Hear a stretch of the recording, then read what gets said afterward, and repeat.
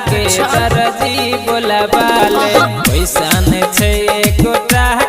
के दर्जी बोलाबाले फट गलै हमर दुपहटार दोसर मंगावा दे पैसा ने छे गोटा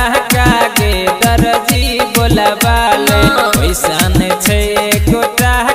के दर्जी बोलाबाले हमरा तो चाहबे करी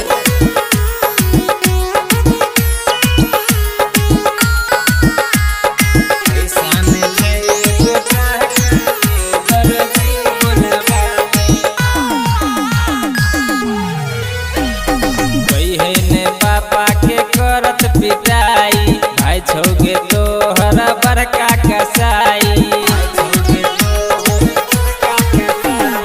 कहने पापा के करत पिटाई भाई छोगे तो हरा बड़का कसाई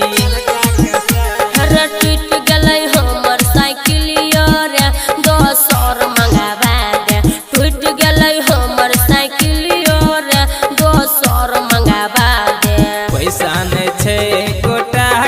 के मिस्त्री बोला ले पैसा ने छे गोटा के मिस्त्री बोला ले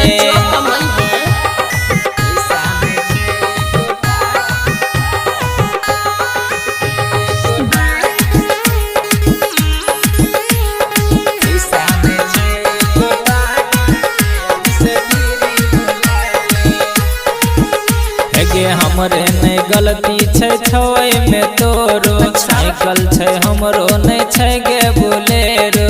नहीं छे त हम की करू लेकिन हमरा चाहिए हमरे नहीं गलती छे छोए में तोरो साइकिल छे हमरो नहीं छे गे बोलेरो